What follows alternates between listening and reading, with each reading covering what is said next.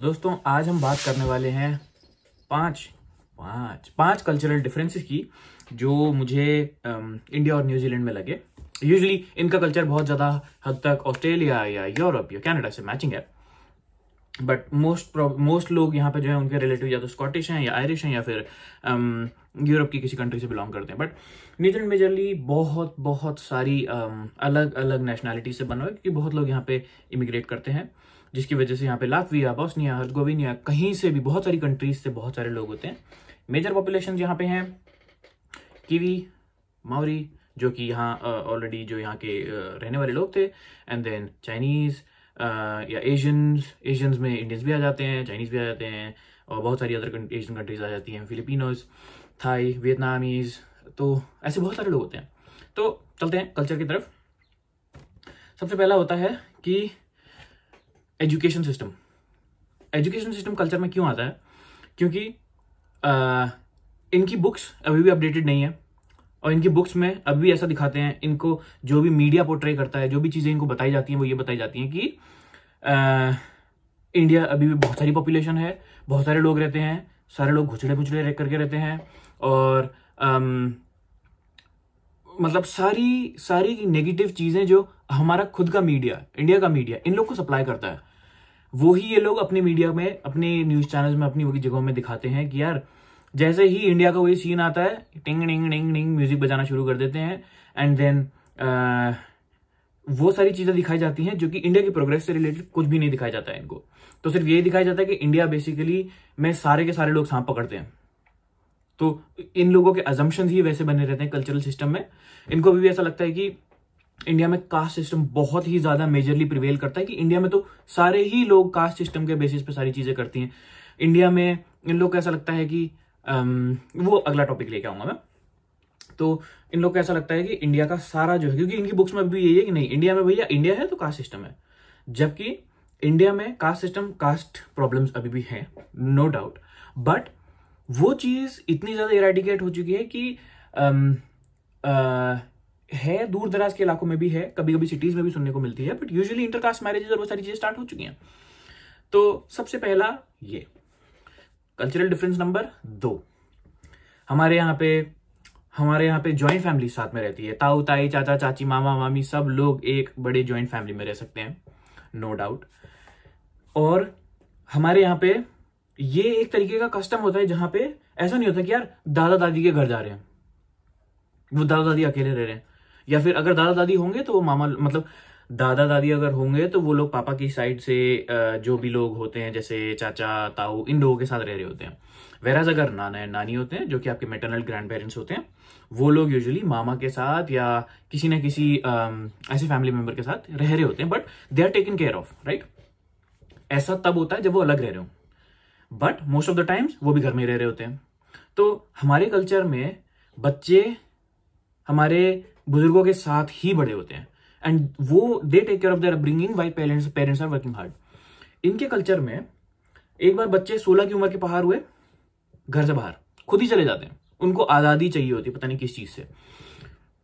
तो उसके बाद ये लोग सिर्फ घर तभी आते हैं जब, मतलब इनको फोन करके अपॉइंटमेंट लेनी पड़ती है, अपने पेरेंट्स को फोन करते हैं कि यार क्या हम लोग संडे को लंच करने आ जाएं, 2 घंटे आएंगे फिर 2 बजे चले जाएंगे। उनके पेरेंट्स फिर परमिशन देते हैं, फिर ये लोग आते हैं, मिलते चले जाते हैं। मतलब ये लोग अपनी दुनिया में खुश हैं, बट ये कल्चरल डिफरेंस है जो मैंने नोटिस करा कि हमारे यहाँ पे हमारे लिए फैमिली ही सब कुछ होती है, और फैमिली एंड फ्रेंड्स ही सब कुछ होते हैं। इन लोग के लिए क्या है, इन लोग के दोस्त होते हैं, वो सारी चीज होती है, लेकिन इन लोग का कल्चर में इन लोग को ऐसे बिल्ड करा जाता है कि मैं बड़ा हूं, मैं ही, मतलब अपने लिए सब कुछ मैं सारी चीजें इतना ज्यादा करवाते हैं कि ये लोग अपने आप को तो बिल्ड कर लेते हैं, लेकिन वो जो इनका बॉन्ड होता है हमारे यहाँ पे, जैसे आपसे एक सवाल अगर मैं पूछूं, क्या आपको कोई भी दिक्कत होगी अपने सिबलिंग के या अपने पेरेंट, वो खाना खा रहे हैं किसी थाली में से, आप उसमें से उठा के थोड़ा सा खा लो, कोई प्रॉब्लम नहीं होगी, क्योंकि हम लोग को उसमें क्या है, हम लोग को बचपन से खिलाया ही वैसे जाता है, हम लोग बड़े ही वैसे होते हैं, और हम लोग दोस्त लोग ही एक बड़ा पाव में से हम हाफ करके खा लेते हैं सेम प्लेट में से, कोई प्रॉब्लम नहीं होती है। यहाँ पे बहुत ही डिफरेंट है। अपने लिए चम्मच अलग लेके आओ, अपने लिए ये चीज अलग करो, वो चीजें अलग, मतलब आई डोंट नो, इसकी वजह से सेपरेशन इतना बढ़ जाता है कि इनके उसमें मुझे एटलीस्ट वो क्लोजनेस वाली जो फैमिली वाली फीलिंग होती है बिल्कुल भी नहीं आती। हमारा कल्चर इन मामलों में बहुत ज़्यादा डिफरेंट है, बहुत ज़्यादा डिफरेंट। तीसरा, रिस्पेक्ट फॉर एल्डर्स बहुत ज़्यादा इंपॉर्टेंट है हमारे कल्चर में। जैसा कि आपको मालूम है मोस्ट प्लेसेस में, वैसे मुझे पता नहीं आप अगर इस वीडियो को देख रहे हो तो आपके कल्चर में ऐसा होता है कि नहीं होता है इंडिया में, क्योंकि इंडिया में ऐसा नहीं कि इंडियन कल्चर, इंडिया में अमेलगमेशन है बहुत सारे कल्चर्स का, डिफरेंट डिफरेंट कल्चर्स का। तो आपके यहाँ पे अगर पैर छूते हैं एल्डर्स के, वेल एंड गुड, नहीं भी छूते हैं तो आपका अलग रिस्पेक्ट करने का कोई ना कोई तरीका होगा, हाथ जोड़ के नमस्कार करना, इज्जत से बात करना, वो सारी चीजें। मतलब इमेजिन करो कि हमारे कल्चर में भी हिम्मत नहीं होती कि हम दादा दादी से ऊंची आवाज में बात करें, ऐसा कुछ बात करें। वो रिस्पेक्ट वहां पे रहती ही रहती है। हम अंदर ही अंदर फ्रस्ट्रेट हो जाएंगे कि यार क्यों बोला मुझे ऐसा, लेकिन ये सारी चीजें, लेकिन हम वी डोंट टॉक बैक। और वो अपनी फैमिली में बड़े लोगों की रिस्पेक्ट वो बाय डिफॉल्ट होती है, हमारे कल्चर में हमें इंस्टिल की जाती है, ठीक। और उसकी वजह से उनका ओपिनियन वैल्यू किया जाता है। जैसे मोस्ट बच्चे जो होते हैं अपनी रिलेशनशिप प्रॉब्लम्स कभी कभी अपने दादा दादी से डिस्कस करते हैं, क्योंकि उनको पता है शाम तक वैसे भी भूल जाएंगे, बट एनीवेज वो लोग सुनते हैं, डिस्कस करते हैं चीजों को, and then it gets decided कि चलो यार पेरेंट्स से बात कर ले, कोई बात नहीं। इनके कल्चर में रिस्पेक्ट फॉर एल्डर्स का सीन बहुत अलग होता है, जिसमें मैंने यहाँ पे कितनी बार देखा है कि एक तो वो अपने ग्रैंड पेरेंट्स से साल में एक बार मिलने जा रहे हैं, साल में एक बार मिलने जाते हैं क्रिसमस के टाइम पे, 2-4 दिन की छुट्टी होती है, लंच वगैरह खाना वगैरह बनाते हैं सब अपने अपने घर। तो इसकी वजह से वो जो बच्चे होते हैं, मैंने सुना है उनको बोलते हुए, ग्रैंड पेरेंट्स को बोल रहे हैं कि यार तुमको अपनी बाउंड्री में रहना चाहिए, तुम मेरी पर्सनल लाइफ में इंटरेस्ट मत लो, ये सारी चीजें वो सारी चीजें। इनका वो चीजें मुझे नहीं पसंद आती। रीजन बीइंग क्योंकि वो जो हमारे कल्चर में सीनियर लोगों के लिए, पेरेंट्स के लिए, ग्रैंड पेरेंट्स के लिए जो रिस्पेक्ट है वो अलग ही होती है बिल्कुल। यहाँ पे तो पेरेंट्स के साथ भी थोड़ी सी भी बहस होती है तो ये लोग गाली गलौज पे उतर आते हैं, जो मुझे बिल्कुल समझ में नहीं आता कि ऐसा क्यों। हमारे यहाँ पे तो लड़ाई होती है, अगर बच्चों के और पेरेंट्स के बीच में भी लड़ाई हो रही है तो बच्चे मतलब एटलीस्ट बहस होती है, बट वो चीज, वो बाउंड्री क्रॉस नहीं होती हमारे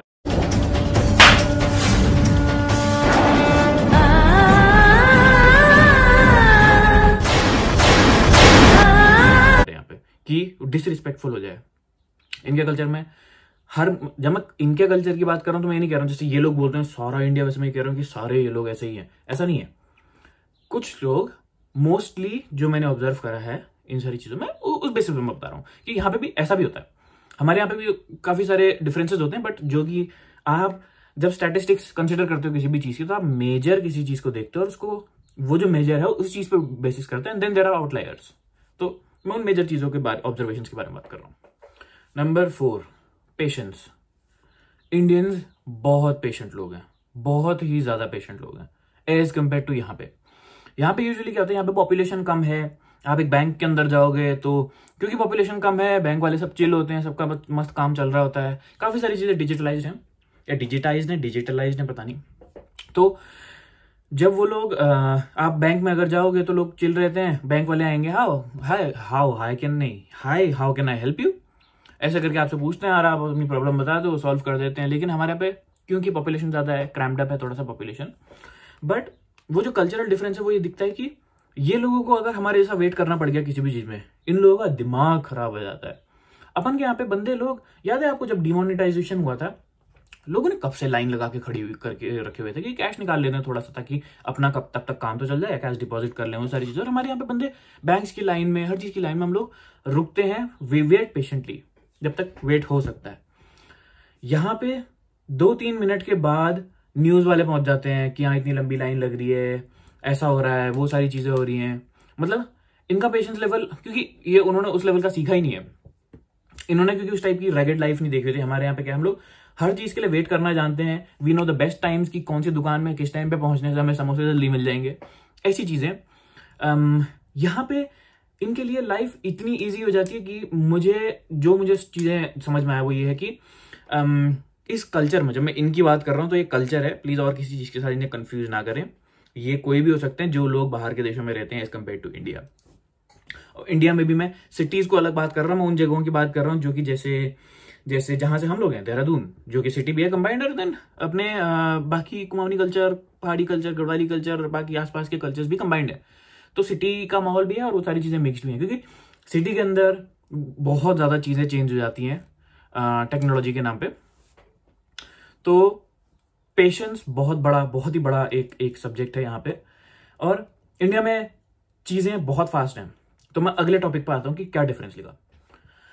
अगला डिफरेंस जो मुझे सबसे बड़ा ये लगा कि मोस्ट लोग बोलते हैं क्योंकि इंडिया की पॉपुलेशन ज्यादा है और मीडिया में अलग पोर्ट्रे किया जाता है तो लोग इंडिया को एक डेवलपिंग कंट्री मानते हैं। लेकिन जब आप इन कंट्रीज में आके देखोगे तो आपको डिफरेंस समझ में आएगा कि इंडिया, मुझे ऐसा लगता है कि India is already developed in lot of perspectives. यहां पे अगर आप फ्राइडे को किसी को पैसे भेजते हो तो वो पैसे उसको मंडे को मिलते हैं, मंडे मॉर्निंग को। इंडिया में आप किसी भी टाइम यूपीआई यूज करके किसी को भी किसी भी टाइम पे पैसे भेज सकते हो। यहां पे ये सारी चीजें इतनी स्लो होती हैं, आपको एक एप्लीकेशन डालने के बाद कब रिस्पॉन्स आता है। यहां पे इनकी मोबाइल सिस्टम्स, इन सारे सिस्टम्स में आउटेजेस होती रहती हैं। इंडिया में आपको कभी सुनाई मुश्किल से देगा कि यार एक टेलीकॉम सर्विस प्रोवाइडर की आउटेज हो गई, लोग कॉल नहीं कर पा रहे हैं, किसी को भी कॉल नहीं कर पा रहा है। हमारे यहाँ पे, इनके यहाँ पे, जैसे मैं अभी कुछ दिन पहले की बात है, मेरे को ड्राइविंग लाइसेंस की एक चीज बुक करनी थी और मैं बुराई नहीं कर रहा, I am comparing both of those things कि मुझे इंडिया में कैसा दिखता था, इनके यहाँ पे मुझे चीजें कैसी दिखती हैं एंड वाई। अपने आप को एक डेवलपिंग कंट्री बोलना, इनके कंपैरिजन में बहुत डिफरेंस पड़ जाता है, क्योंकि डेवलपिंग ये लोग डिसाइड करती हैं सारी कंट्रीज जो कि अपने आप को डेवलप्ड मान के चलती हैं बहुत सारी चीजों में, लेकिन फिर वो जो कंपैरिजन की बातें आती हैं तो वो सारी मेन चीजें इग्नोर कर दी जाती हैं। ठीक है, for example health care system, India के हेल्थ केयर सिस्टम में आपको गवर्नमेंट हॉस्पिटल्स मिलेंगे आसपास में। आप कभी भी किसी भी क्लिनिक में चले जाओ, बोलो कि यार बुखार हो रहा है, थोड़ी देर में दवाई लिख देगा वो। ठीक है, कुछ लोग ऐसे, कुछ मतलब 0.001% ऐसे डॉक्टर्स होंगे जो कि गलत दवाई लिख देंगे, कोई बात नहीं, बट वो भी आपको मजबूती बनाती है। बट मेन बात यह है कि आपको तुरंत मेडिकल सर्विसेज अवेलेबल होती है। ठीक, हॉस्पिटल्स हैं, इतनी सारी चीजें हैं। कोविड टाइम को अगर आप इग्नोर करो तो उससे पहले और उसके बाद में medical services, emergency services, ambulance, वो सारी चीजें ऑलवेज अवेलेबल रहती हैं। अब यहां कंट्रीज में प्रॉब्लम्स क्या आती हैं, इनका हेल्थ केयर सिस्टम बहुत महंगा है, बहुत ज्यादा महंगा। फॉर एग्जाम्पल, जो जैसे मैं यूएस की बात कर रहा था, यूएस में आपको एक एपिलेप्सी की जो एक वो इंजेक्शन आता है, एपिपेन बोलते हैं उसे, एपिलेप्सी का नहीं होता है वो, एपिपेन जो होता है एपिनेफ्रिन डालता है आपकी बॉडी में, एपिलेप्सी अलग चीज होती है, कंफ्यूज मत करना। तो वो एपिनेफ्रिन डालता है आपकी बॉडी में जिससे थोड़ा सा एजिटेशन बढ़ता है।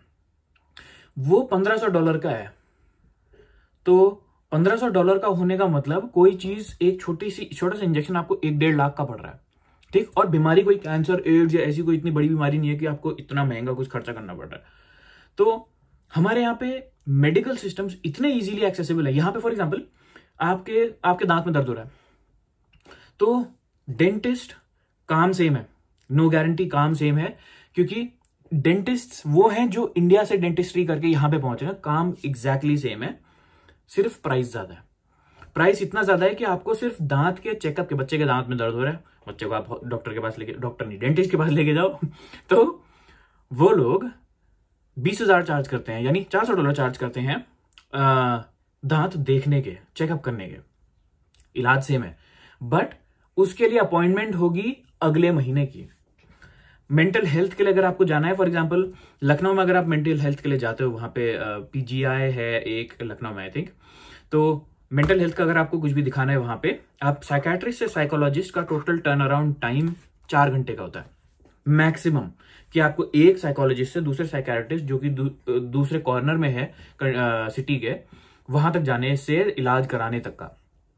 वेयर एज यहां पे मेंटल हेल्थ के लिए अगर आपको बुक कराने की चलो मान लो आपको चेकअप कराना है, मेरे को ADHD है कि नहीं, ठीक, ऐसी कोई चीज के लिए चेकअप कराना है, तो उसकी बुकिंग 8 महीने में एडवांस में चल रही है। मतलब आदमी अब बीमारी से पहले मर जाएगा, दवाई खाने का वेट करता रह जाएगा, कुछ नहीं होगा। तो ये चीजें, और ऐसा भी नहीं है कि यार ये सारी चीजें ऑलवेज एवरीवेयर हैं, मतलब ठीक है, टेक्नोलॉजी है, डिजिटल चीजें हैं, बहुत सारा ये लोग काफी सारी चीजों में अलग अलग तरीके से पैसा इन्वेस्ट करते हैं, but life and the way of living standards, वो सारी चीजों में डिफरेंसेस आ जाते हैं। अपार्ट फ्रॉम दैट ये बहुत मैटर करता है, ये सारी चीजें बहुत ज्यादा मैटर करती हैं, क्योंकि इन कंट्रीज के अंदर अभी भी वो चीजें अगर आ जाएं तो ये फिर मैं बोलूंगा कि हाँ they are more developed. But अगर आप इक्वली इन दोनों चीजों को वे इन करोगे पॉपुलेशन वाइज, तो हमारे यहाँ पे चीजें बहुत सटीक और बहुत अच्छे तरीके से चलती हैं। तो ये थे कुछ डिफरेंसेस। वैसे मैंने 5 बोला था, शायद ही 6 हो गए होंगे, but these are the things that मुझे लगा कि यार ये चीज तो डेफिनेटली बोलनी चाहिए क्योंकि मजेदार थी। ऐसे ऐसे डिफरेंसेस देखने को मिले हैं। ऐसा ही एक और वीडियो बनाऊंगा अगली चीजों के बारे में जो मुझे देखने को मिली है। ठीक है, थैंक यू, बाय बाय।